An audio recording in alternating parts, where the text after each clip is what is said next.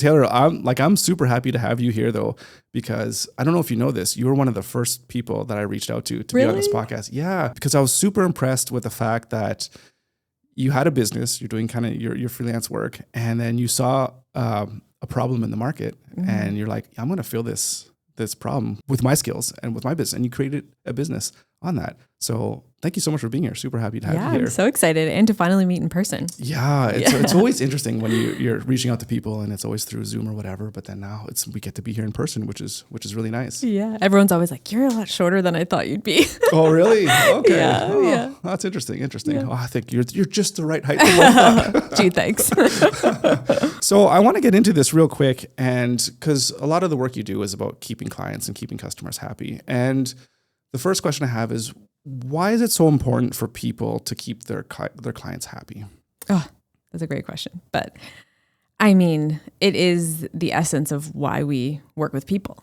I think we've all had experiences when you've worked with a business or gone to, buy something, and you just don't have that warm, fuzzy feeling. And then you maybe have buyer's remorse, or I don't know, it just doesn't leave the best taste in your mouth.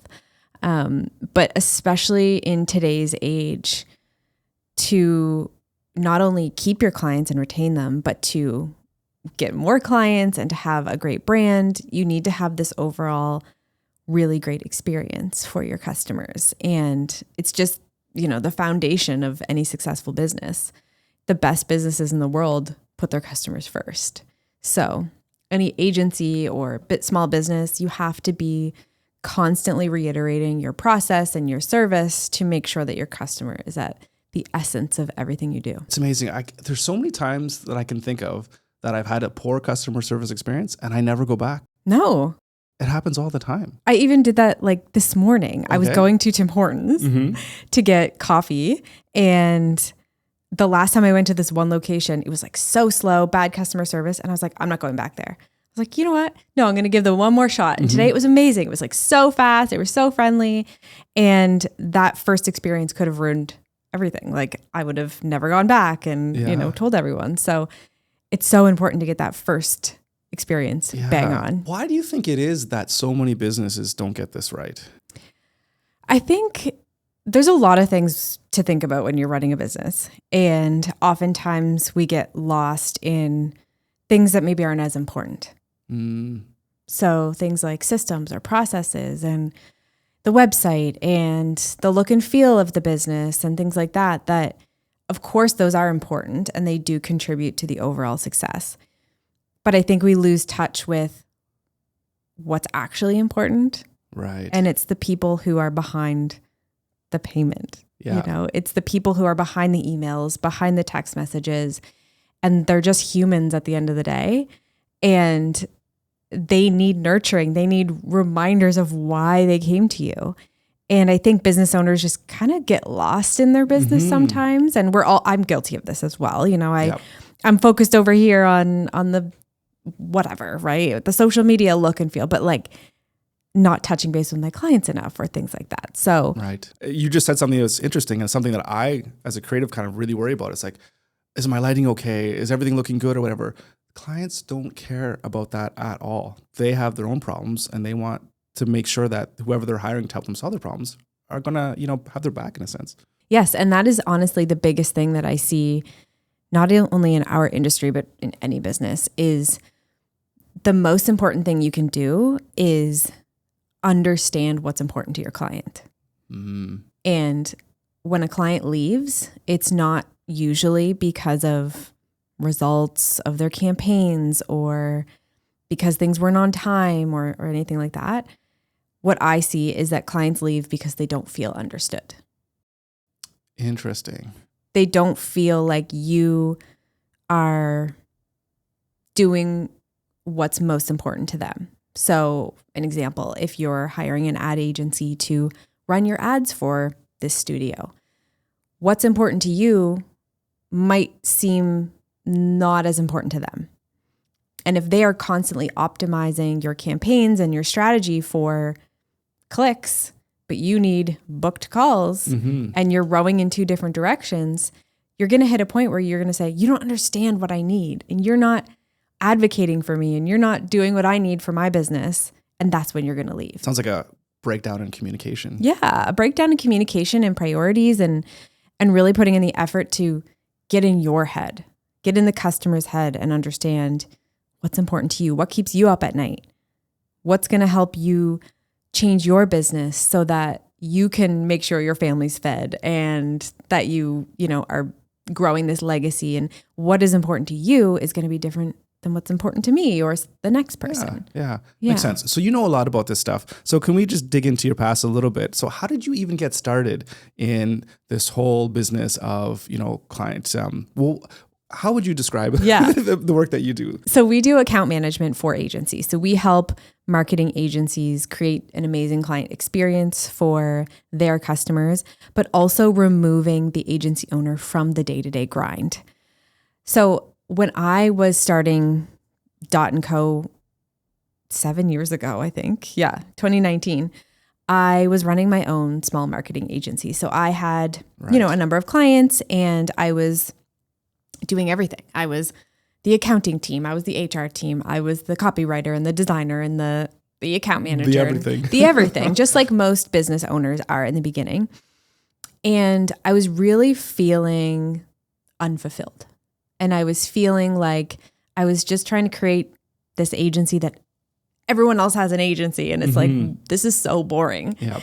Although I loved marketing and I loved clients and I loved sales and I loved it all, it just didn't feel like me. Yep.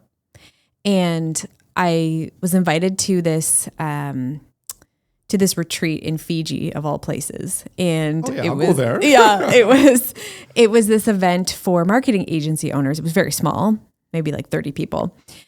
And at first I was like, yeah, I'm going to Fiji. Of course I am. But then as it got closer, I was feeling, why am I going? I don't run an agency. I don't even want this anymore.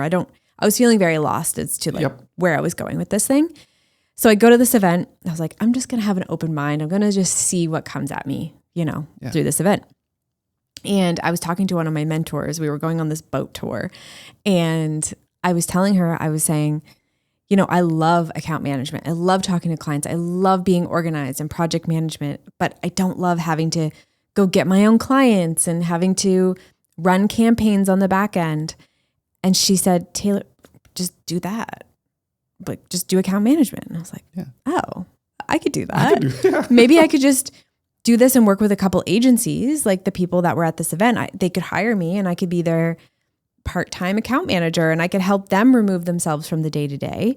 And then I could be fulfilled and this could be a great life. I could travel and I could work my own hours and blah, blah, blah, So what did that process look like then to make that transition?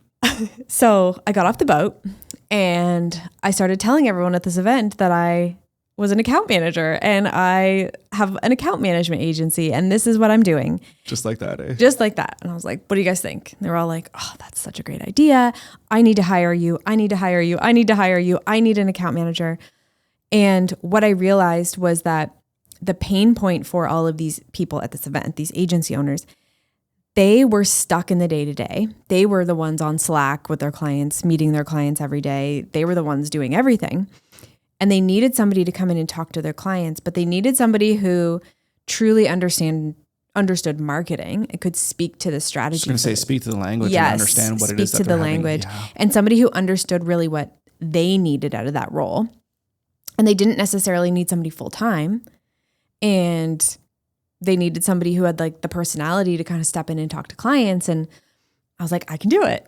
And so a few of them hired me. And then from that, it just kind of spiraled, I guess. I realized I needed to build processes. I needed to figure out what was important for this role to be successful. And I got home. I got a couple clients from this event and I basically closed down my agency, my small little agency, and started doing account management for these people. And I had so many people reaching out from this event and they would tell someone else and like, oh, you need an account manager? Call Taylor.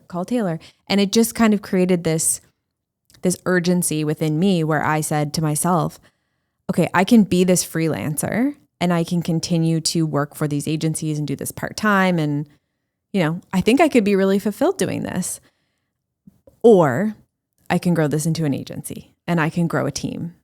And I went the team route and just kind of started one brick on top of the next and kind of slowly growing. So hired my first person, then hired my second person, then third, and then tried to build systems as we were going.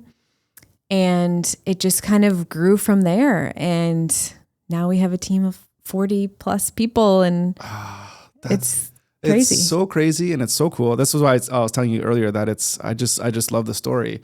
I feel too like it's a little bit kind of meta in the sense that's like you're an agency owner that helps other agencies, and you have your own agency issues as well too. But but I love that it's really, really focused. And I feel like for the entrepreneurs that are listening or watching this episode, a lesson that I think is a really good one is that you found a pain point and then you just kind of put it out there. And when other people just immediately gravitate towards that, it's like, okay, you should be like, you know what? I'm onto something. Yeah. Maybe it's time to kind of pivot my thinking and pivot what I'm doing to really see if I can meet this demand. Yes. And then also, I think you said something really important is that I also want to make sure that I'm going to be fulfilled in the work that I do, so that it's going to be something that I know that I'm going to want to keep doing and keep going for the long run. Two things that you just said I think are really important is when you find something where there's a key pain point, and everyone says, riches are in the niches, like you have to find a niche and you have to narrow down. And that's very true. But I think it's even deeper than that, where you can literally have one pain point of one person that you're speaking to and just hammer that pain point. And, I used the exact same pain points for the first 5 years and just hammered those because they hit deep for the right person. Exactly. And then the second point that you made there that I think is really important is the fulfillment. And I think, and we can get into this, but as you're growing and scaling a business, there's elements that are going to not give you that fulfillment. I started as an account manager because I loved account management. But fast forward to now, I run a company with 40 plus people. Yeah. Those are very different skill sets. Completely different skill sets. Yeah. And there's days where I say, what am I doing? Like I started this because I love the art of account management and the creative and the talking to clients. So sometimes I feel lost in the CEO seat. How much of your day-to-day is managing clients these days? Zero, eh? So you're full on entrepreneur CEO. Yeah. So I have to find ways to be fulfilled in this new seat. Things like this, being able to chat with people and have new conversations where an account manager gets to do that every day. And I love that. But, I might not be able to do that when I'm talking strategy with my leadership team or, things like that. So I want to make sure I'm constantly finding ways to be fulfilled and spark that creativity because it gets lost as you're growing a business. How are you finding it, that transition then from being the CEO now and having, because you can basically, obviously you're the boss, so you can kind of go in all kinds of different directions. And I feel like there's still lots of avenues for you to explore your creativity,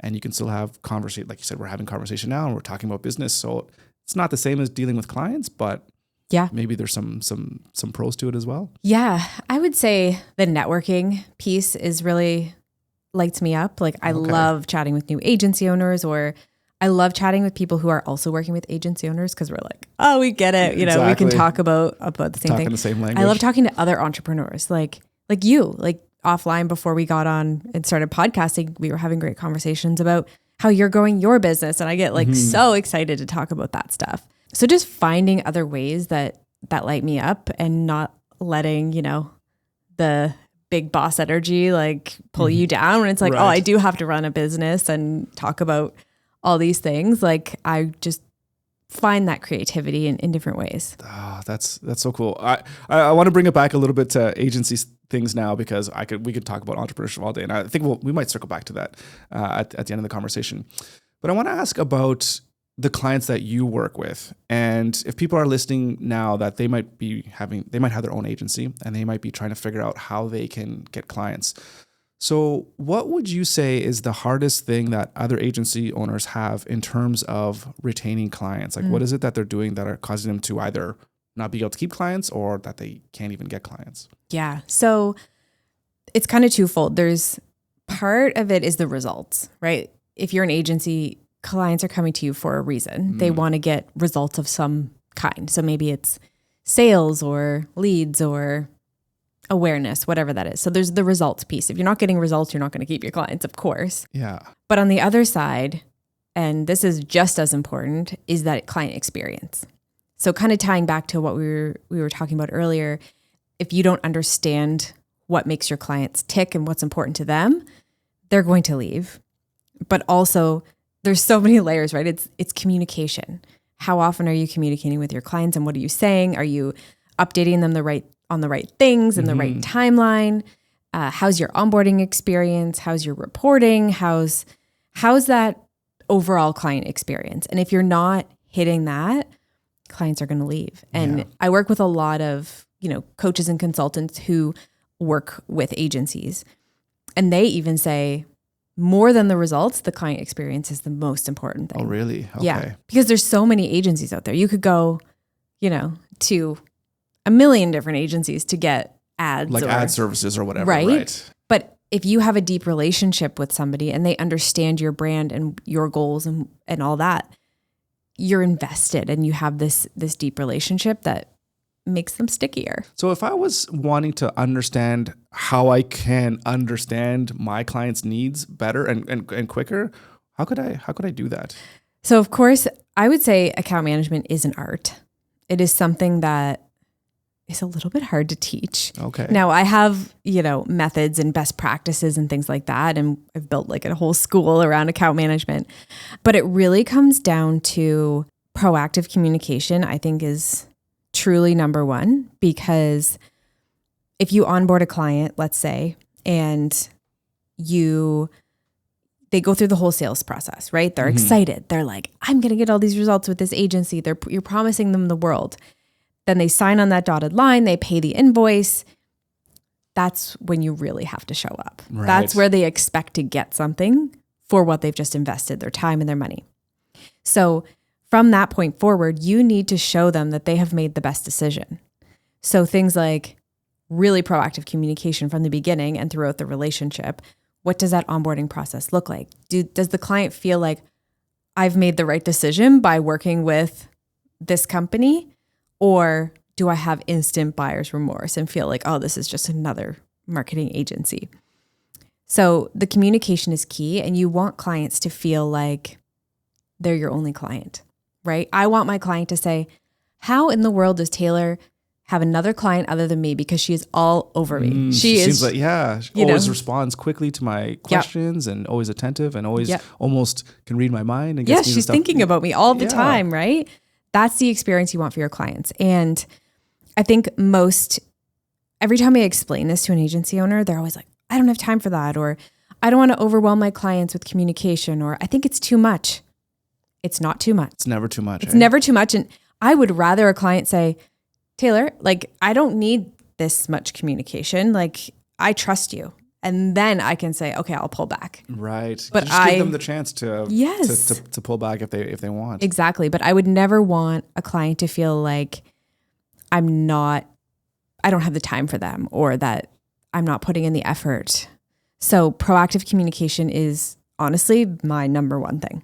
I feel like there's a disconnect between what we want as a business owner or an agency owner versus what like our clients want. Because for a business, it almost feels as if all the work is put into getting that customer and signing the contract. And then it's like, oh, I'm done. But in the perspective of the client, that's when everything starts. So I think maybe there needs to be a mindset shift to agency owners and be like, no. Once you sign on the dotted line, that's when the real work needs to happen. And you need to be on point to make sure that you deliver what you promised. Yeah. And I think for an agency owner, those are very different skill sets.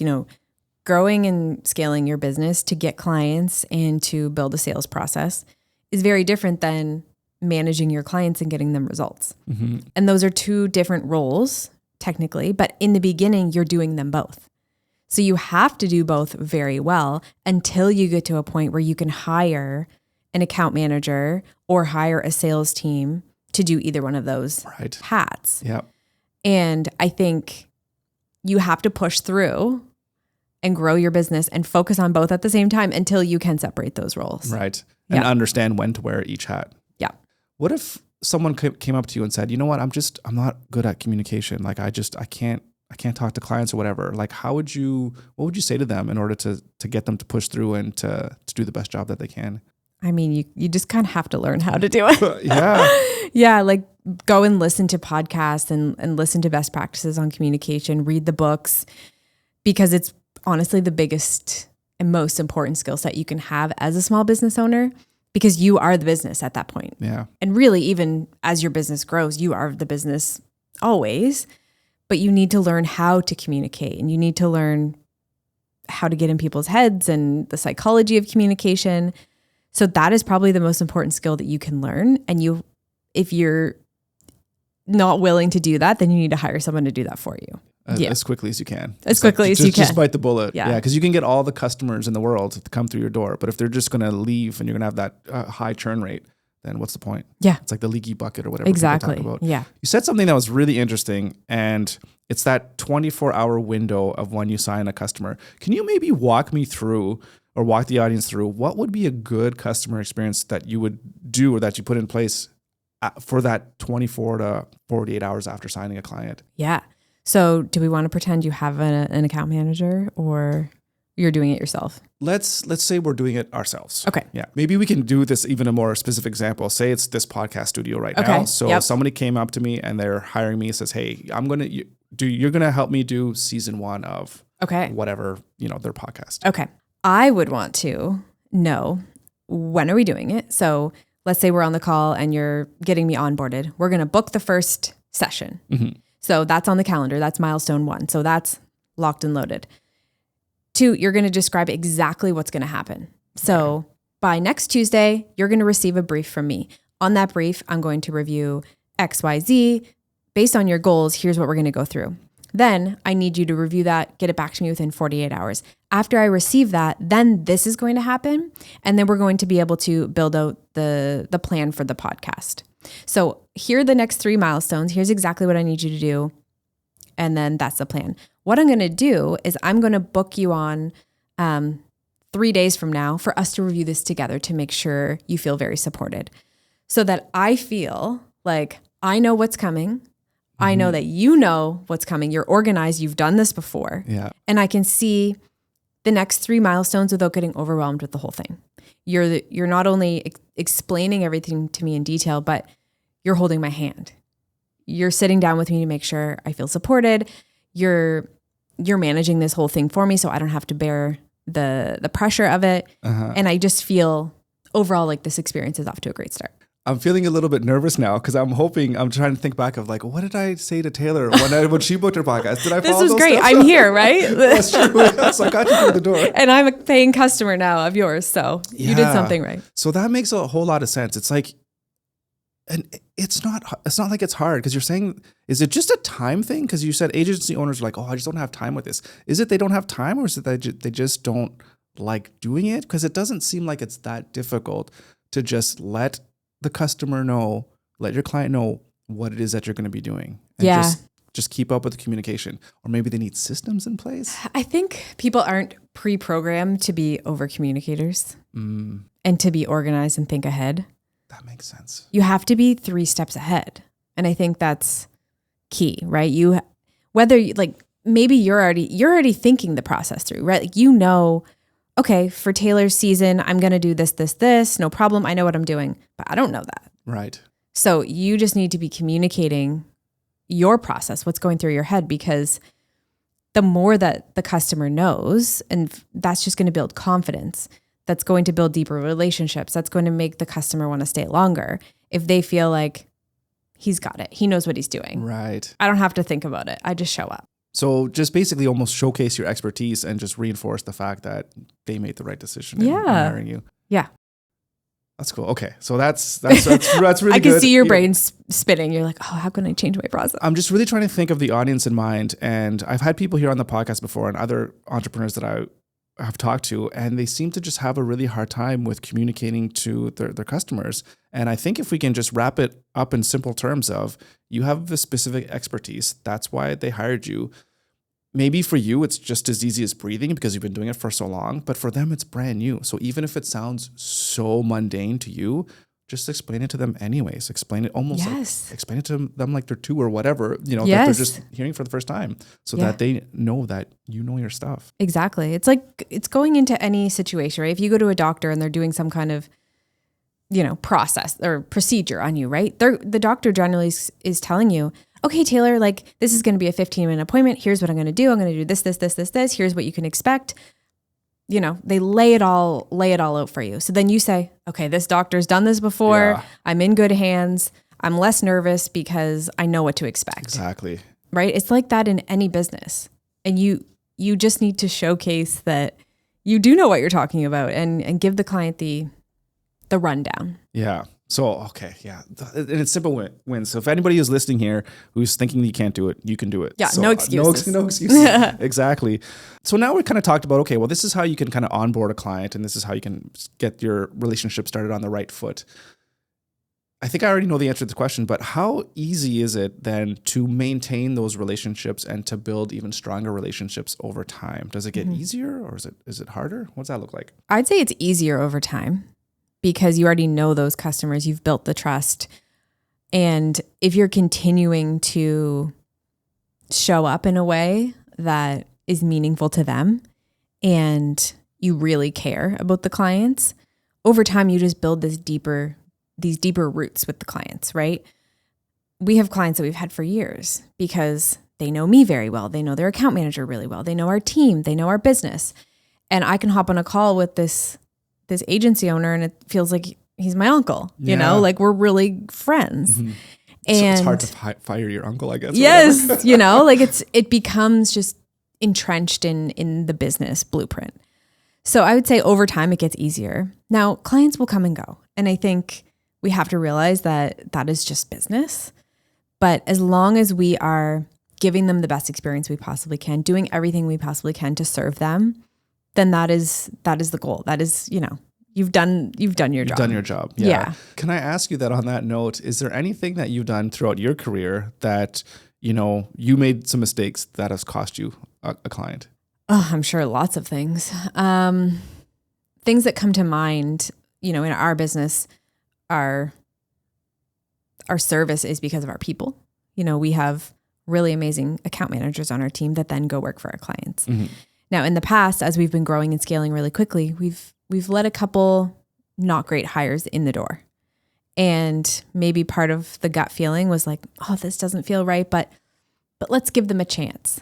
Mm-hmm. And then that didn't go well with our clients. And I would say it really made me rethink how we do everything. Right. Because how you do one thing is how you do everything, as they say. And if you make one bad hire or one bad decision, it snowballs. And that loses you a client, loses your reputation, throws the whole team off, financial issues. Like it's just not worth it. So really being able to look and say, okay, this one decision impacted all of these other negative things, in a snowball effect. Let's fix the root cause, which is our hiring, for example, or maybe it's your product, or maybe it's, whatever that foundation piece is of your business. For us, it's people. We needed to make sure that our hiring was bang on. So that's an interesting segue to maybe talk about like your business side of things and you as, the Taylor, the entrepreneur here. What is it that you look for then when you're hiring? So you said you made these mistakes now. So you probably have specific things that you're looking for. Yes. That people come through the door that you want to see in your account managers. Yeah. So the number one thing that I look for now is emotional intelligence. I think it's something. What does that mean? So it means how you hold yourself, how you go through different situations, how you can process things in your mind. It's something that you have to dig to really see, but it's something that a lot of people lack, is how to emotionally handle different situations, especially for a role as an account manager. It's a very emotional job.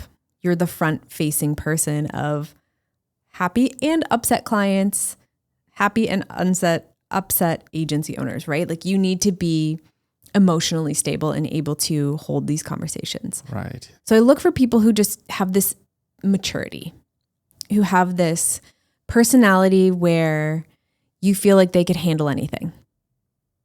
So that's number one. Number two is also personality, but the warmth, right? Okay. Somebody who can get on a call and talk to anybody and maybe pull out the best versions of people. Like, maybe they're speaking with the client who's shy. Well, can you pull out the best version of them? Or maybe you're speaking with somebody who's angry. Like, can you, show up as the best version? So personality, like that warmth, the bubbly, that's definitely one of our core values is you have to be bubbly and friendly. 3 would be, you have to have the knowledge. You have to have the skill set to be able to speak to the industry that we work in. But that's not number 1. I was going to say, because that knowledge, that's almost the easiest thing to teach. But Exactly. in order to be basically a good person and Yes. be able to have conversations and emotional intelligence, it's almost like I can't that's teach part that. of your character. Yeah, I can't teach that. And that is what I realized over time. When we've made any poor hires, it is because we were looking for a specific skill set. So maybe they specialized in SEO for contracting companies. And we have a lot of clients that were looking for that. So we hired somebody who had those specifics, like experience and skill set, and then thought we could teach, the bubbles and the friendliness, but it doesn't work like that, unfortunately. Yeah. Not in our industry. Yeah. Yeah. So now you do it the other way around. Yeah. What is that process like for you when you're bringing someone on that they meet those criterias, but then you have to kind of teach them, okay, well, I need you to kind of get on board with learning SEO or learning how to do whatever it is that your clients need? Yeah. So I would say the majority of our new hires have a lot of digital marketing experience. So they have the foundations. Maybe they've done a lot of paid ads in Meta and they need to learn SEO. We just need to make sure that they're teachable. Right. And they're eager and they are, somebody who's willing to just figure it out. Because a key piece of being an account manager is every day there's things flying at you that you've never experienced before. There's questions, there's challenges, there's anything, right? And you're not going to expect everyone to know everything. No, I can't give you a playbook. Like here's how to be an account manager. Here's everything to expect. You just have to figure it out as you're going. Right. And I think that's what makes us special and what makes the people on our team who are successful really special is because they can just figure it out. I don't need to be like, hey, just go Google that. They know how to just figure it out. Yeah. And It's like that superpower. What people say is don't be afraid to say, I don't know. Yeah. But to follow up with, I don't know, but I'm going to find out. Exactly. I have the skills or whatever that I'm going to be able to have that curiosity mindset and figure out how to solve your problem. Yeah. And it's really interesting what you're saying too, because you're talking in the digital space. And a lot of the skills are interrelated. If you're doing ads, you kind of understand SEO a little bit anyways, or you kind of understand copywriting. Mm-hmm. So all those skills kind of come together. Yeah. So if you have those core skills of I'm a good person, I'm emotionally intelligent, I can understand those things, and they could probably be successful. Yeah. And like any business, right? You need people on your team who can figure stuff out without you. Because I heard this saying once that the worst thing you can give your team is information, because information is like food.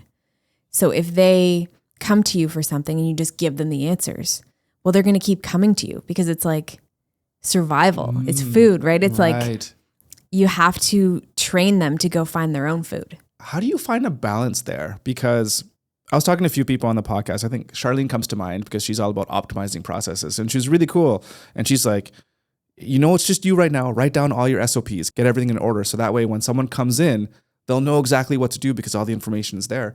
So how do you balance just giving your staff all the information that they need versus, okay, well, I also need you to be able to think on your own and be able to solve your own problems? Yeah, I think it's just expectation management, right? Okay. So we set the expectation from the beginning. It's, we have this whole training program of our best practices and things like that. But what that training looks like is here's the expectation of how you want the end result to feel and look and that kind of thing. But all the hows they could go in a million different directions. You have to figure that out. And I think just allowing people to think for themselves and not just giving them, oh, let me just build you an SOP for that. It's like, why don't you go figure it out and then build the SOP after you've, figured it out on your own. And then we can share that with the team. Yeah. Versus, and as a manager, you can't just say, oh, that's a really challenging thing. Let me go figure that out for you. You just have to encourage people to just think on their own and support them as they go through that. Well, have you always wanted to be an entrepreneur? Was that something that has always been something that's driven you? I would say yes. I've always wanted to be an entrepreneur. It's always been something that has come naturally to me. I've had a million businesses as a kid. All my family members are entrepreneurs. So what are some of those millions of businesses? Oh, I had a dog walking business. I had a card making business. I would have a lemonade stand, but I'd be like, upselling everyone on brownies and learning the upsell. Yeah, cookies and 25 cents for lemonade, but the cookie, that's $2. Yes. Yeah. And my mom, she's an entrepreneur and, she always taught me. So it's like in the family. Yes. So it was never something that was off limits, people will always ask like, oh, it's so scary to think about starting your own business. And for me, it's not scary. Or one of my friends is becoming a doctor. And I said to her, like, that must be so intimidating to become a doctor, but her parents were both doctors. So she's like, I don't know. It's just normal for me. So I would say entrepreneurship has always been just a part of who I am. But I would say I knew I wanted to own my own business someday. I didn't know what that was going to be. I just knew that I would. But I didn't realize that you had to also be a manager at the same time. Yeah. And so that was something that I wasn't prepared for. And I still feel like I'm not prepared for. Mm-hmm. It's a totally different type of energy. Yeah. Are you enjoying it, or do you see it as, I'm going to figure it out right now, but eventually maybe I'll kind of pass off that kind of stuff to someone else? To be honest, yeah, I'm not a manager. I don't enjoy being a manager, and it is one of those things where it's like I'm doing it for now, and then other people can do it. And I think it took me a long time to be okay with that. I think as an entrepreneur, you feel like you need to do it all and you need to be able to conquer it and push through. But it's okay to say, you know what, this is not my skill set. Yeah. I'm actually really great over here at creating and being, the visionary, but I'm not good at handling the day-to-day things that come up that people need support. And I think being able to identify that and say, that's okay. I'm going to hire someone who is really good at that. And so that was something that I did from day one. Is my first hire, I said, I don't want to manage anybody. So if you want to come on board and manage people, sure. But I'm going to be over here doing my thing. Yeah. Well, that makes sense. I mean, figure out what your strengths and your weaknesses are and then just plug in those holes. Exactly. Is it one of those things that entrepreneurs need to kind of let go of? Because I feel like a lot of them are just like, no, I'm the only one that could do everything in 100%. Here. And it's just hard for them to let go. What would you say to them then to nudge them towards, being able to let go? I think it always comes back to what your big vision is and what you're driving towards. So for me, from the get-go, my vision was always to have a business that ran without me. And every decision that I made was so that the business was not just the Taylor show. It was Dot and Company. It was, in any business that I'm going to have, it's not going to be my whole identity, And so every single decision I was driving towards that. But I think if business owners listening, if they don't have that vision, you're always going to keep everything so tight to your own chest because you feel like it is your identity and that you need to control everything. It's, every therapist says this. It's always just a sense of wanting control, but you don't actually have control. Right. Right. So you have to figure out, where are you best? Where are you going to outsource? And then of course, how big do you want this business to be? If you just want it to be a small shop, I love that for you. Yeah. Then you're going to keep a lot of these roles yourself because financially that's how it goes and your shop is small. You don't have to be the next $100 million agency. No, if you don't exactly. Want to. And that's okay too. It's okay to want to have a small business, but if you want to have a business that runs without you, you have to find the people who make it run without you. Yeah, exactly. Like it's really just, it is what it is. And you have to let go of control, like you said. And that's really hard. where do you see yourself in 5 to 10 years? Because you say your vision is to have a company that can run without you. Yeah. Okay, but is that like a 40-person company? Is that a 400-person company? Yeah. What do you think? I would say the business does run without me now. I was just off for 6 months, didn't do a thing. Nobody heard from me. And completely unplugged? Completely. Yeah. How'd that feel? Oh, it was great. I mean, I had a baby, so it was, I was busy. Yeah. Other things on your mind? Other things on my mind, but it was really cool to have this vision come to life and see, most business owners, that's their goal, right? Is they want to have a business that they can step away from and take a vacation and not worry about anything. Yeah. And more than just, a weekend at the cottage kind of thing. Exactly. Yeah. Like true unplug. There's always going to be issues that come up, but you have to trust that you have a team who can figure it out. And they know when to come to you. Like, what are the things that only I can deal with? And lucky for me, I had a great team and I was able to take time away. But in terms of where we're going, my vision has always been to be the best at account management. And that could be our current size forever, or that could be another 100 people. But I just want to make sure we're laser focused on always being the best at what we're doing. It doesn't matter to me anymore the number of team members. It could be 5 people or it could be 100. As long as we're truly doing the best that we possibly can in this niche and showing up the best we can, that's honestly the most important to me. And I think that's taken 7 years to really drop the ego of maybe business size or financial numbers. It's just like, I really just want to feel like we're showing up the best we can. Right. It's not starting every YouTube video or whatever of like, hey, I'm Taylor and I run a $200 million company. Exactly. And then blah, blah, blah, blah. It's like, hey, I'm Taylor. Our customers are the happiest customers in the world, blah, blah, blah. And just kind of go from there. That's a really fresh and unique take that I love. And I don't think I've heard that before. And I'm just kind of smiling this whole time because just saying that I just want to be the best at what I do. And the size of the company doesn't really matter.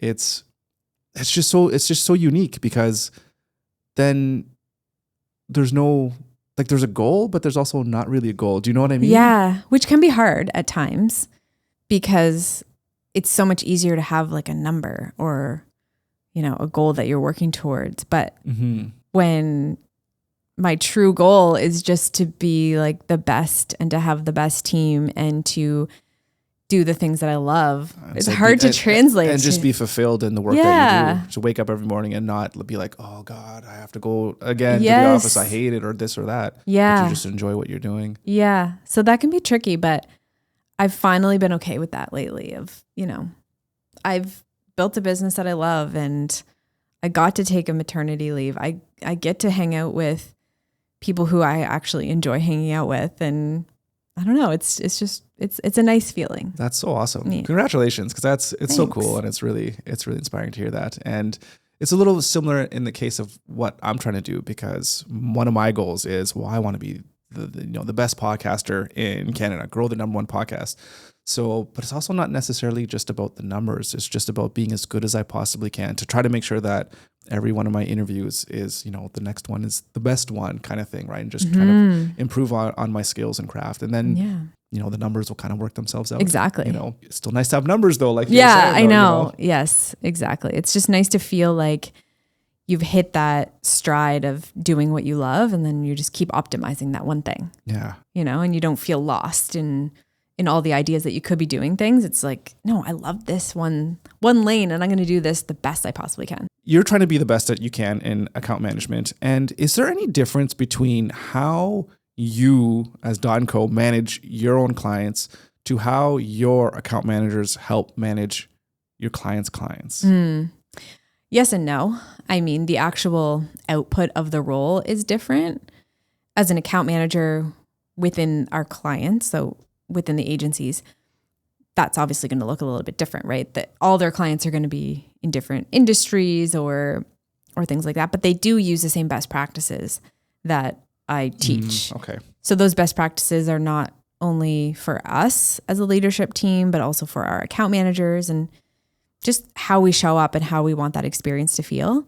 So my goal is always to have that consistency of, if you speak to me or you speak to somebody on my leadership team or one of my account managers, I want you to feel like you're getting a similar experience. A lot of people that listen are kind of freelancers and they're kind of doing their own creative stuff, whether it's web design or whether it's SEO stuff or ads. And they're trying to think about starting their own business. What would you say to them to maybe motivate them to get going? Or maybe if there's a flip side, if there's anything you say for them not to get going. But I think we want to stay maybe positive and kind of just try to motivate people to get to take the leap. I would say if you're already a freelancer and you're doing the thing, you already have a business. A one-person business is still a business. And I think people feel like, oh, I'm not going to have a real business until I have a team of 5 or 10, or you have this thing in your head. And then that creates imposter syndrome down the line, which is not healthy and not productive. So I would say you already have a business. You just have to really figure out and sit with yourself and figure out what it is that you want. And sometimes that can feel confusing, but once you figure that out, everything just falls into place. So for me, I didn't have this goal of having a 40-person team or 50 or whatever. I just knew what I wanted that to feel like. I wanted the business to run without me. I wanted to have this brand. I wanted to serve agencies. I wanted this feeling that I was chasing, and it just kind of like fell into place. Yeah. So I'd say if you're a freelancer and you say, I don't want to have a team. I don't want to manage people. And I don't even want to have a manager to manage those people. I can't imagine a world like that. That is maybe not the route for you. Yeah. But if just you feel, honest. being honest with yourself. But if you feel like, I think I can do it. I think I can push through and grow this business and then hire the people to manage the people. And I think I can get there. Then maybe that's something you should explore and start to kind of go down that path. There's a million resources online to learn how to grow a business, but you need to make sure that you are aligned with growing that business, because if you're not, it's going to feel very clunky. It's going to feel very hard. Every day you're going to be showing up, pushing against yourself instead of being in flow with what's actually meant for you. Sounds a little woo-woo, but... No, but I think it makes a lot of sense if you just sit there and think about it, that you want to make sure that for the longest time, I was having a hard time figuring out what it is I wanted to do and figure out what it is that made me happy. And we were talking about a little bit about this offline, is that I've been doing web design for a long time. And then something happened where I just wasn't feeling the creativity anymore. And it just wasn't resonating with me. I was like, I just don't want to do this anymore. And then it took me about 2 years to be honest with myself and kind of figure out, you know what? I can't push through this anymore. I'm just doing this. I'm not enjoying it. And I need to find something that is going to really fulfill me and satisfy me in the work that I do. And here you are. And then here I am. Look at this beautiful studio and this amazing business. Yeah. And get to talk to great people like you. And this is it's just phenomenal. So yeah, I love it. So I think it makes a whole lot of sense. And sometimes it's good to think a little bit of, a little bit of more philosophical, I guess. Yeah. You can say. And don't compare yourself to other people. Oh, that's a huge thing, eh? Right? It's like, of course someone else built a bigger business than you. That's cool. Yeah. Love that for them. What can I learn from them to bring into what I want? I think that's the mindset right there, is just because somebody else has done it, don't let that discourage you from doing it, but rather, what can you learn from that person?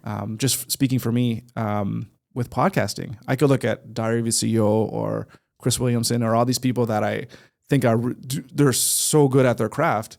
I'd be like, well, why would I start a podcast? Because they already have 10 million subs. So like, there's no way I'm going to get there. And then I've already lost if I have that kind of attitude. Exactly. Instead, I'm like, what do they do in their podcast that is really good? How do they, get more listeners? How do they grow their show? And I try to learn from them as opposed to see them as something that's blocking me into being able to get to where I want to go. They started somewhere.